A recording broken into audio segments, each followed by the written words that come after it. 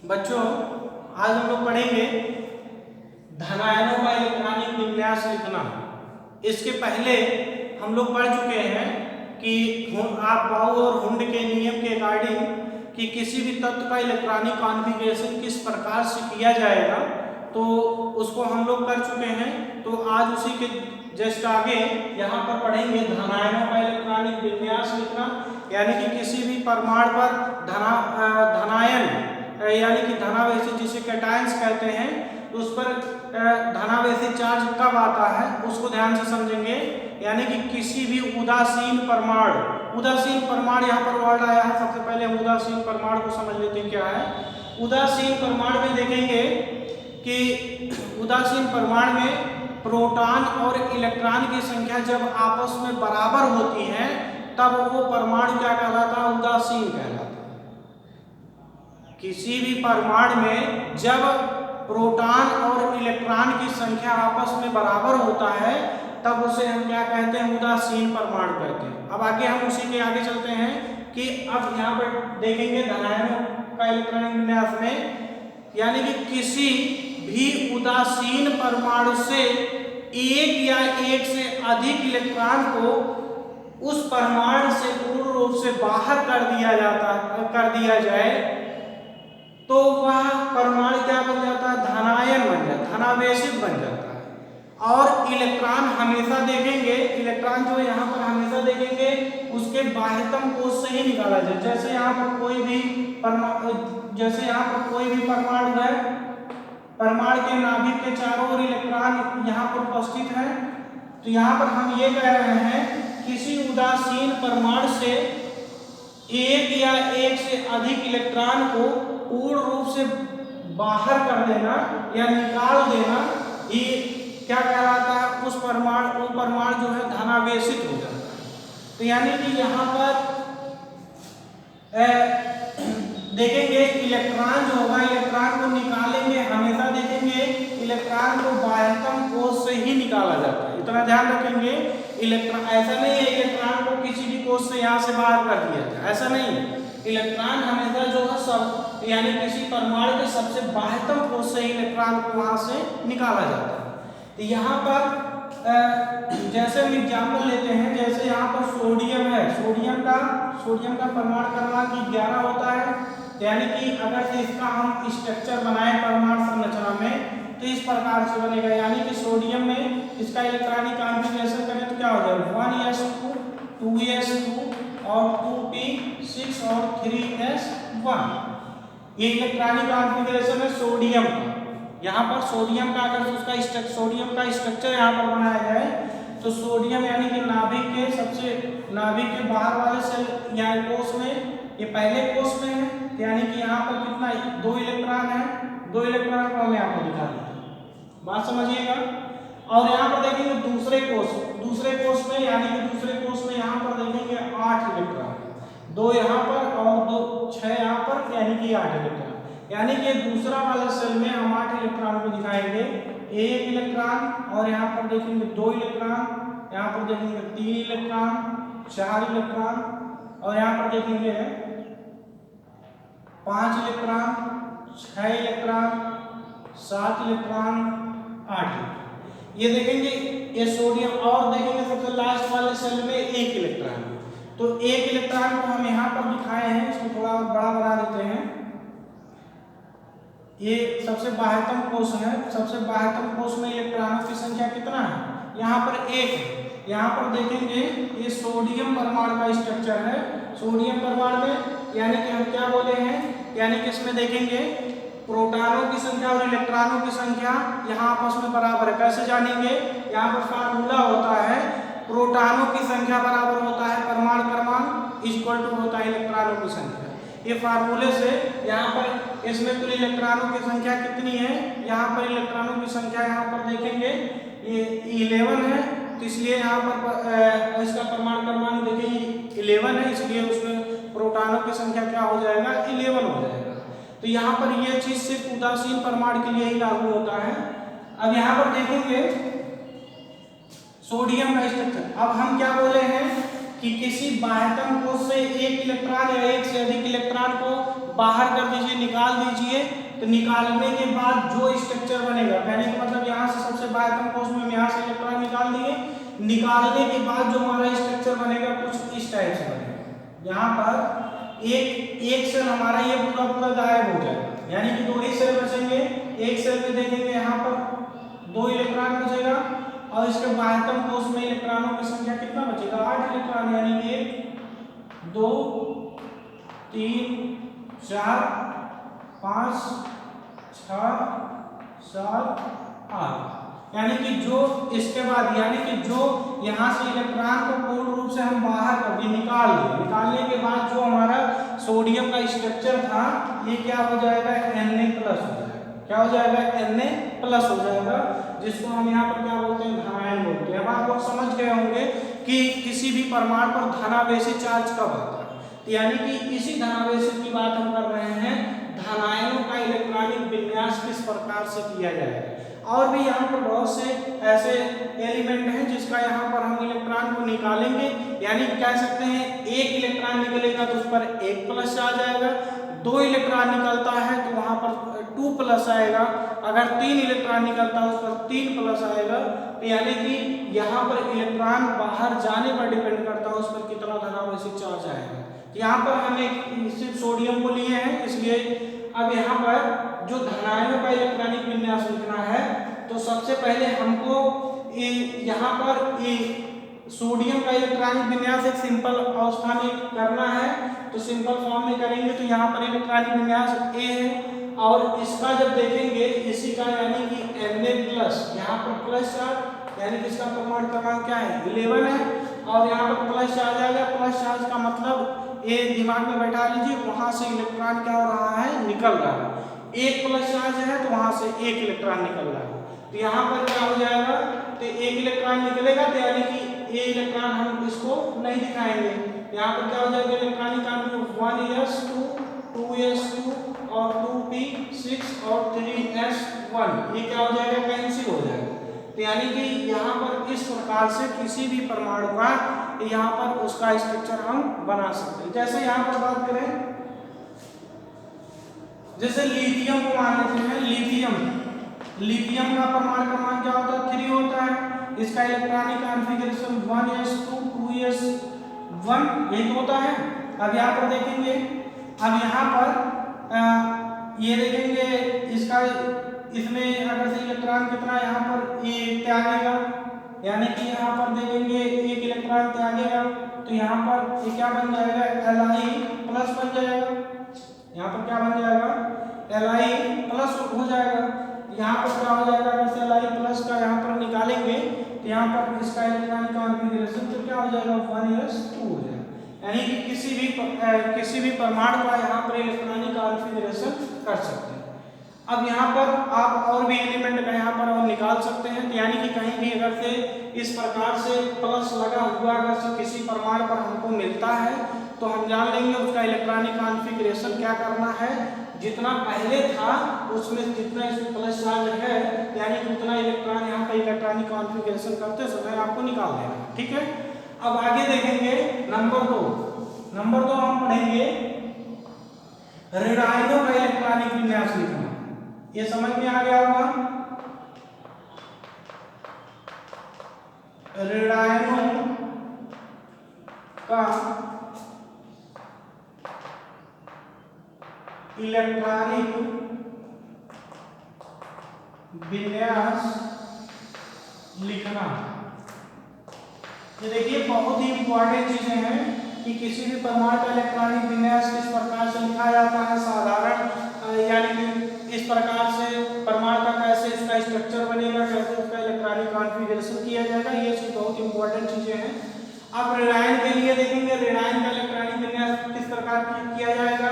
सबसे पहले तो ये समझेंगे ऋणायन कब बनता है। यहाँ तो हम जैसे बात की थी इलेक्ट्रॉन को क्या करता है, ये बाहर करता है, जस्ट इसी का क्या हो जाएगा, अपोजिट हो जाएगा, इसी का उल्टा हो जाएगा। यानी कि धनायनों में इलेक्ट्रॉन क्या करता था, यहाँ से निकालता था, जबकि यहाँ पर क्या हो जाएगा, ऋणायन में कोई भी बाहर से इलेक्ट्रॉन ये क्या करेगा, एक्सेप्ट करेगा। यानी कि ऐसे यानी कह सकते हैं कोई किसी उदासीन परमाणु में कोई एक या एक से अधिक इलेक्ट्रॉन कहीं बाहर से एक्सेप्ट करते हैं या ग्रहण करते हैं तो उस पर क्या बनता है, ऋणावेशित चार्ज बनता है। तो उस ऋणावेशित का इलेक्ट्रॉनिक कॉन्फ़िगरेशन किस प्रकार से किया जाएगा उसको हम समझेंगे। जैसे यहाँ पर हम बात करें क्लोरीन की। क्लोरीन का परमाणु क्रमांक क्या होता है 17। इसका इलेक्ट्रॉनिक कॉन्फ़िगरेशन करते हैं, क्या बनेगा 1s2 2s2 2p6 और 3s2 3p। यहाँ पर कितना हो गया 10 2 12 5 17। अब यहाँ पर देखेंगे अगर से हम इसकी स्ट्रक्चर बनाए क्लोरीन का यहाँ पर अगर से बनाएंगे तो कुछ इस टाइप से बनेगा। यहाँ पर देखेंगे यहाँ पर 2 इलेक्ट्रॉन है, यानी कि पहले कोष में यहाँ पर 2 इलेक्ट्रॉन है और दूसरे में कितना है, ये पहला सेल का है, ये दूसरे सेल में 8 इलेक्ट्रॉन है। 1 2 3 4 5 6 7 8। और देखेंगे इसके बाद भी यहाँ पर ये बच गया है, तीसरे कोष में भी यहाँ पर ये जाएगा। तीसरे कोष में यानी कि कुल कितने इलेक्ट्रॉन 7 इलेक्ट्रॉन है, यानी कि 1 2 3 4 5 6 7, यानी कि यहाँ पर 7 इलेक्ट्रॉन है इसके बाद कोष में। ये काम क्या करेगा, एक इलेक्ट्रॉन क्या करेगा यहाँ पर एक्सेप्ट करेगा, ये ग्रहण करेगा। यानी कि ग्रहण करेगा तो जैसे ही ग्रहण करेगा, ये देखेंगे क्लोरीन का स्ट्रक्चर है, जैसे ही ग्रहण करेगा उस पर कौन सा चार्ज आ जाएगा, निगेटिव चार्ज आ जाएगा। यानी कि ऋणावेशित, यानी कि उसका स्ट्रक्चर कुछ इस प्रकार से बनेगा। अब यहाँ पर बन जाएगा, देखेंगे पहले कोष में यहाँ पर 2 इलेक्ट्रॉन और यहाँ पर देखेंगे 8 इलेक्ट्रॉन 1 2 3 4 5 6 7 8। और ऐसे ही देखेंगे लास्ट वाले में यहाँ पर 7 है, यहाँ पर एक इलेक्ट्रॉन को एक्सेप्ट किया कहीं से, किसी भी परमाणु से एक इलेक्ट्रॉन को क्या किया, एक्सेप्ट किया। यहाँ पर भी बारहवें कोष में तो कितने इलेक्ट्रॉन हो गए 8 3 4 5 6 7 8। यानी कि अब इसका स्ट्रक्चर जो हमारा ये बना है इसका क्या बनेगा Cl-, यानी क्लोरीन माइनस। अब इसका जो है कह सकते हैं Cl- का इलेक्ट्रॉनिक कॉन्फ़िगरेशन किस प्रकार से किया जाएगा उसको हम देखेंगे। यहाँ पर ये तो सिंपल फॉर्म में था, अब यहाँ पर हमको इलेक्ट्रॉनिक कॉन्फ़िगरेशन क्या करना है, इसी को ये बदल जाएगा किसमें Cl- यानी कि ऋणायनों में। अब इसका इलेक्ट्रॉनिक कॉन्फ़िगरेशन क्या करेंगे, यानी कि यहाँ पर अगर से एक ऋणावेशित है तो एक इलेक्ट्रॉन को ग्रहण कर रहा है, 2 ऋणावेशित है 2 इलेक्ट्रॉन को 3 ऋणावेशित चार्ज हो तो 3 इलेक्ट्रॉन, यानी जितने ऋणावेशित चार्ज होंगे उसमें उतना इलेक्ट्रॉन क्या कर देना, ऐड कर देना। यहाँ पर 17 इलेक्ट्रॉन पहले थे, एक इलेक्ट्रॉन ग्रहण किया, वो कितना बन गया 18। अब उसका यानी कि 18 मान को इसको हम करेंगे, यहाँ पर हो जाएगा 1s2 2s2 2p6 और 3s2 और यहाँ पर क्या हो जाएगा 3p6। यानी कि इस प्रकार से यहाँ पर धनायनों का इलेक्ट्रॉनिक विन्यास, ऋणायनों का इलेक्ट्रॉनिक विन्यास, यहाँ पर और भी सभी जितने भी एलिमेंट आएंगे उसमें आप सभी यहाँ पर इलेक्ट्रॉनिक कॉन्फ़िगरेशन करेंगे। तो इसी से रिलेटेड आपका यहाँ पर क्वेश्चन आता है कि कोई भी परमाणु दे देगा। यहाँ पर ये चीज समझ में आप लोग को आ गया होगा, धनायन और यहाँ धनायनों और यहाँ पर ऋणायनों का इलेक्ट्रॉनिक विन्यास किस प्रकार से किया जाएगा, इसको हम मिटाते हैं। और यहाँ पर आगे हम इसके आगे क्वेश्चन पेपर में, जैसे जो पेपर में आता है, पेपर में दे देगा कि Na+ का इलेक्ट्रॉनिक विन्यास कीजिए, जैसे दे देगा यहाँ पर Na+ का इलेक्ट्रॉनिक विन्यास कीजिए, K+ का इलेक्ट्रॉनिक विन्यास कीजिए। ऐसे ही बहुत से एलिमेंट का यहाँ पर दे देगा, जैसे यहाँ पर O2- का दे देगा, Cl- का दे देगा। इस तरीके से यहाँ पर ऐसे इलेक्ट्रॉनिक कॉन्फ़िगरेशन करने के लिए पेपर में दे देगा। इसको आपको करना रहेगा, तो ये बहुत बड़ा नहीं है, बहुत छोटा है, इसको समझेंगे। अब हम यहाँ पर एक चीज समझते हैं, दे देगा कि अयुग्मित इलेक्ट्रॉनों की संख्या क्या होता है। यहाँ पर अयुग्मित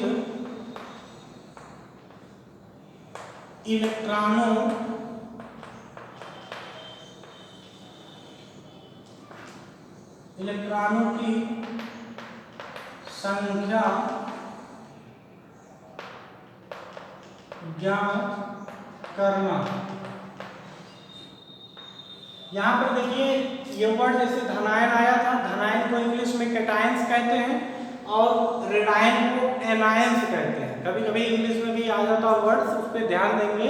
जहाँ पर ये धनायन लिखा रहेगा तो वहाँ पर कैटायन शब्द लिखा रहेगा, कैटायंस, और जहाँ पर रेडायन लिखा रहेगा, रेडायन देखेंगे एनायंस। ये वर्ड इसमें ध्यान देंगे, रेडायन का मतलब एनायंस और धनायन का मतलब कैटायंस। ये वर्ड इसको याद रखेंगे। यहाँ पर अयुग्मित इलेक्ट्रॉनों की संख्या ज्ञात करना, यानी कि अयुग्मित का मतलब यहाँ पर देखेंगे किसी भी तत्व का इलेक्ट्रॉनिक कॉन्फ़िगरेशन करेंगे और करने पर हमको ये बताना रहेगा, सीधा सीधा पेपर में आपसे यही पूछेगा। कोई भी एलिमेंट दे, जैसे हम यहाँ पर अभी जो किए थे, यहाँ पर जैसे सोडियम में दे देगा, सोडियम परमाणु क्रमांक 11 है, इसमें कुल अयुग्मित इलेक्ट्रॉनों की संख्या बताइए। पेपर में इस तरीके से पूछ लेगा। और या तो ऐसे ही दे देगा यहाँ पर Na+ में, यहाँ पर देखिए दोनों दो चीजें हैं, ये पूछ लेगा कि यहाँ पर सोडियम में और Na+ में दोनों में अयुग्मित इलेक्ट्रॉनों की संख्या बताना है। अयुग्मित का मतलब ये होता है कि किसी परमाणु के उपकोष में कितने एक इलेक्ट्रॉन हैं, उसी की संख्या बताना होता है। जैसे हम एग्जाम्पल में सबसे पहले तो आपको इसमें इलेक्ट्रॉनिक कॉन्फ़िगरेशन आना चाहिए, जिसको हम बता चुके हैं कि इलेक्ट्रॉनिक कॉन्फ़िगरेशन किस प्रकार से किसी भी एलिमेंट का किया जाता है। यहाँ पर देखेंगे Na, यहाँ पर सोडियम का electronic configuration 1s2 2s2 2p6 और 3s1, और इसका इलेक्ट्रॉनिक कॉन्फ़िगरेशन अब बताना नहीं पड़ेगा। यहाँ पर 1s2 2s2 2p6। अब यहाँ पर देखिए एक प्लस चार्ज है, इसका मतलब यहाँ से एक इलेक्ट्रॉन क्या हो गया, निकल गया। अब देखिए दोनों का इलेक्ट्रॉनिक कॉन्फ़िगरेशन अलग अलग है। अब उसमें हमको बताना क्या है, पेपर में जैसे दोनों दे दिया, सोडियम में और Na+ में अयुग्मित इलेक्ट्रॉनों की संख्या बताइए। अब इसमें हम आपको बताए थे यहाँ पर यस के लिए 1 बॉक्स, यस के लिए 1 बॉक्स, पी के लिए 3 बॉक्स और एस के लिए 1 बॉक्स। ऐसे ही यहाँ पर ये बताए थे। अयुग्मित इलेक्ट्रॉन की संख्या पता करने के लिए यहाँ पर देखेंगे एस में 2 इलेक्ट्रॉन ऊपर दिखाया गया, दोनों इलेक्ट्रॉन को हम भर दिए। अब कैसे भरा जाएगा इलेक्ट्रॉन, हुंड के नियम के अकॉर्डिंग भरा जाएगा। अब यहाँ पर देखेंगे, ये देखेंगे 2 इलेक्ट्रॉन है, 2 इलेक्ट्रॉन को हम भर दिए। यहाँ पर 6 इलेक्ट्रॉन 1 2 3 4 5 6। अब यहाँ पर देखेंगे एक इलेक्ट्रॉन। अब यहाँ पर ऐसे ही 2 इलेक्ट्रॉन, यहाँ पर भी 2 इलेक्ट्रॉन, यहाँ पर देखेंगे 6 इलेक्ट्रॉन है, ये चीजें। अब यहाँ पर दोनों में देखना है कि किस बॉक्स में केवल एक इलेक्ट्रॉन है। यानी कि ये पहले वाले में देखेंगे, इसमें लास्ट वाले यहाँ पर ऑर्बिटल में केवल एक इलेक्ट्रॉन है। हमको सिर्फ यही चेक करना है कि उसमें केवल एक इलेक्ट्रॉन कितने हैं, तो यानी कि वही होता है अयुग्मित। अयुग्मित का मतलब होता है सिंगल, तो यानी कि यहाँ पर क्या हो जाएगा, अयुग्मित इलेक्ट्रॉनों की संख्या, यहाँ पर लिखेंगे अयुग्मित इलेक्ट्रॉनों की संख्या किसमें, यहाँ पर सोडियम में, यानी कि Na में अयुग्मित इलेक्ट्रॉनों की संख्या इक्वल टू क्या हो जाएगा 1। अब यहाँ पर Na+ में अयुग्मित इलेक्ट्रॉनों की संख्या क्या हो जाएगा 0, यानी कि इसमें अयुग्मित का मतलब कोई भी अनपेयर्ड इलेक्ट्रॉन नहीं। ये चीज समझ में आ गया होगा।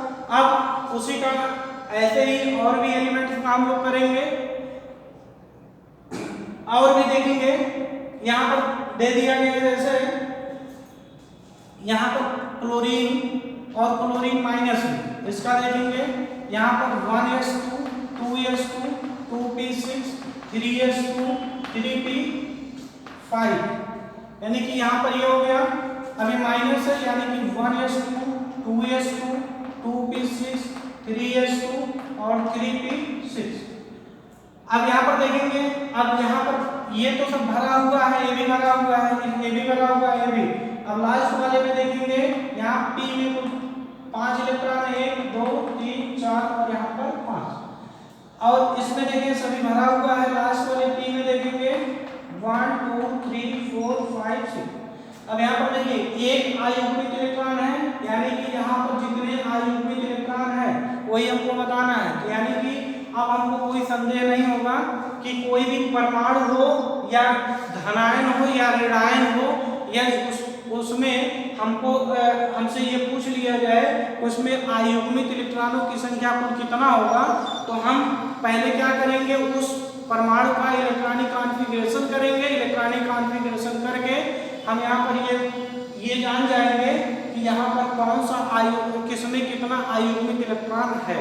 ये चीज आप लोग को समझ में आ गया होगा। अब हम आगे बढ़ते हैं। इसी से रिलेटेड अगर से आपको अयुग्मित इलेक्ट्रॉनों की संख्या ज्ञात करना आ गया, तो इसी से रिलेटेड अगला हमारा टॉपिक है। अगला हमारा टॉपिक क्या है? चुंबकीय गुण। अगला टॉपिक क्या है? चुंबकीय गुण।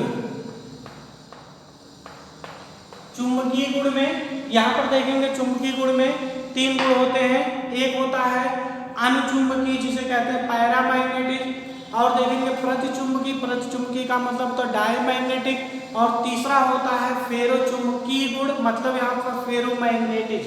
ये 3 गुण होते हैं यहाँ पर। इसमें पहला जो है पहला गुण जो यहाँ पर होगा, पहला गुण में देखेंगे पैरामैग्नेटिक। यहाँ पर क्या हो जाएगा? पैरामैग्नेटिक।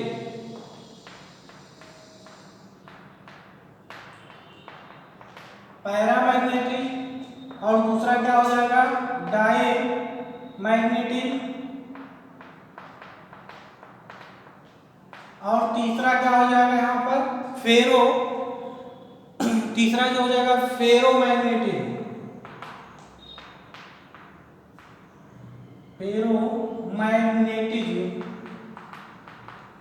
इसको हिंदी में कहते हैं यहाँ पर अनुचुंबकीय। यहाँ पर पहले यहाँ पर पैरामैग्नेटिक जो लिखा गया है इसको बोलते हैं अनुचुंबकीय चुंबकीय, और दूसरा देखेंगे ये यहाँ पर एक अनुचुंबकीय, और यहाँ देखेंगे प्रतिचुंबकीय।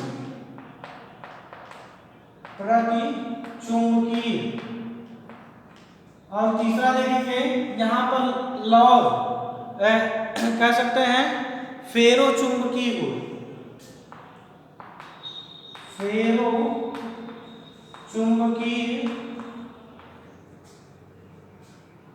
आगे गुण भी लगा सकते हैं, गुण।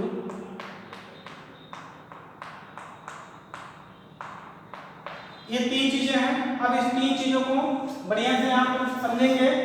एक एक चीज यहाँ पर सबसे पहले तो हम ये समझते हैं पैरामैग्नेटिक क्या होता है, अनुचुंबकीय गुण क्या होता है।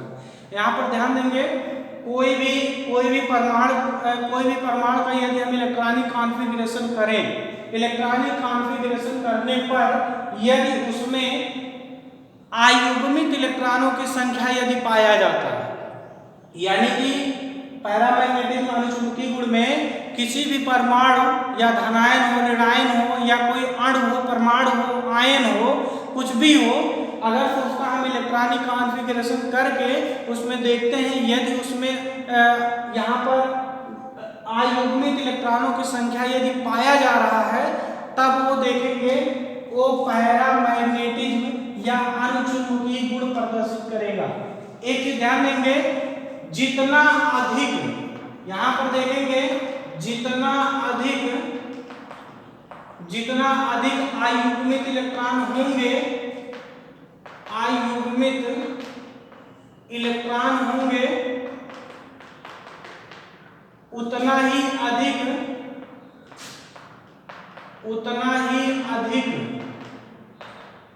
उतना ही अधिक उसमें क्या होगा, पैरामैग्नेटिक होगा। पैरामैग्नेटिक, इस चीज को याद रखेंगे। यानी कि हम क्या बोले, किसी भी परमाणु, अणु या आयन में धनायन ऋणायन कुछ भी हो सकता है, यदि उसका इलेक्ट्रॉनिक कॉन्फ़िगरेशन करके उसमें देखते हैं, यदि अयुग्मित इलेक्ट्रॉन पाए जाते हैं तो ऐसे परमाणु, अणु, आयन जो भी कुछ कह लीजिए, वो क्या कहलाते हैं, अनुचुंबकीय कहलाते हैं। और जिस परमाणु, अणु या आयन में यहाँ पर जितना अधिक अयुग्मित इलेक्ट्रॉन होंगे, उतना ही अधिक उसमें पैरामैग्नेटिक गुण प्रदर्शित होगा।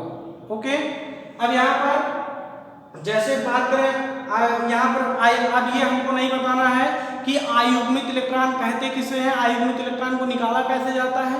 तो उसी को किसी भी परमाणु को उसका इलेक्ट्रॉनिक कॉन्फ़िगरेशन किस प्रकार से करेंगे, तो यानी कि जैसे उसमें कह दिया गया है यहाँ पर, जैसे एग्जाम्पल में हम मान लेते हैं, एग्जाम्पल में जैसे यहाँ पर मान लिया जाए सोडियम में अयुग्मित इलेक्ट्रॉनों की संख्या कितना है, 1 है।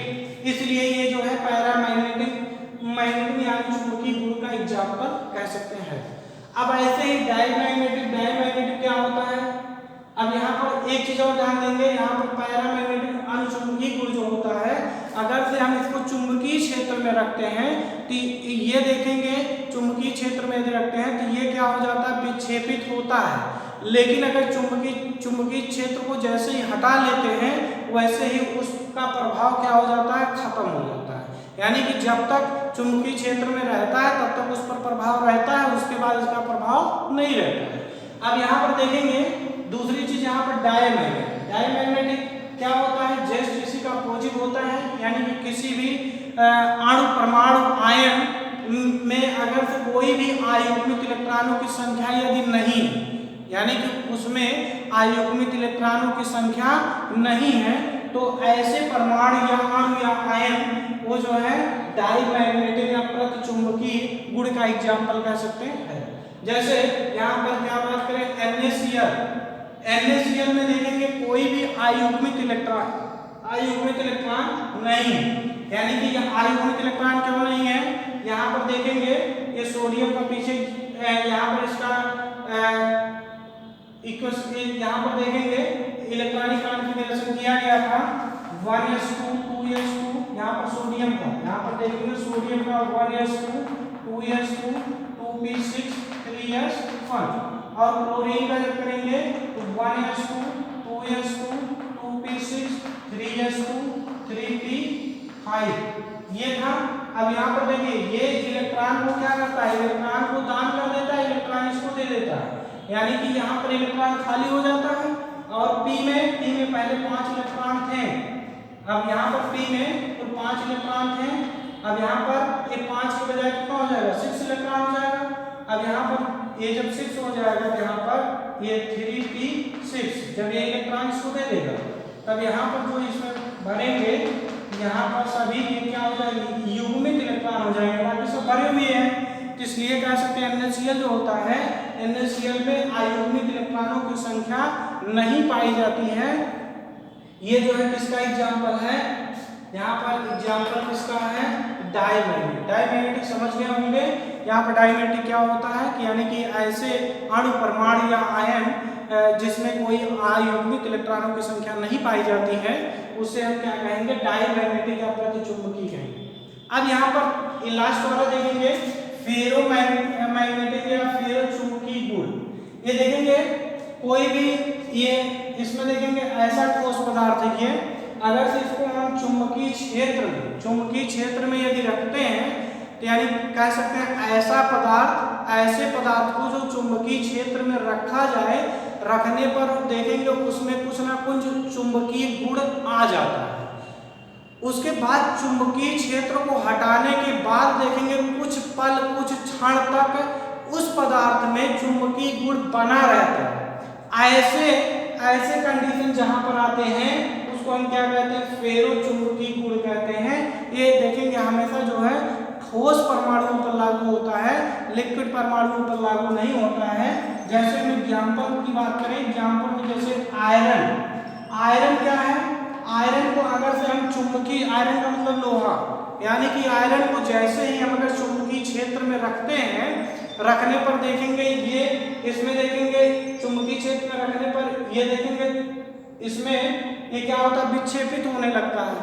अब कुछ देर तक ऐसे चुंबकीय क्षेत्र में पड़ा रहता है, तो उसको यदि फिर बाद में चुंबकीय क्षेत्र को हटा भी लेते हैं तो बाद में देखेंगे लोहे में भी कुछ क्षण के लिए कुछ पल के लिए उसमें चुंबकत्व का गुण आ जाता है। तो यानी कि ऐसे पदार्थ को क्या कहलाता है, फेरोमैग्नेटिक या फेरो चुंबकीय गुण। ये चीज था।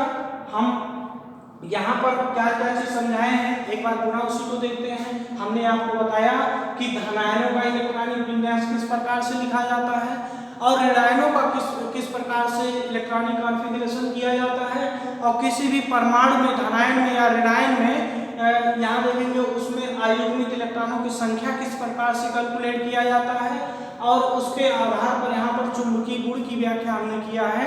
यानी कि यहाँ पर ये 3 टाइप के होते हैं, पैरामैग्नेटिक, डाईमैग्नेटिक और यहाँ पर फेरोमैग्नेटिक। यहाँ पर देखेंगे ये अनुचुंबकीय गुण, प्रतिचुंबकीय गुण, फेरो चुंबकीय गुण। यानी कि यहाँ पर ये चीज आपको हम समझ रहे हैं कि पूर्ण रूप से समझ में आ गया होगा। तो आज के लिए बस इतना ही। ये इस तरीके से आप इस पूरे चैप्टर को अब यहीं पे ये देखेंगे, इसको पूरा समझेंगे और इसके आधार पर और आप अधिक से अधिक प्रैक्टिस करेंगे। तो आज के लिए बस इतना ही। धन्यवाद।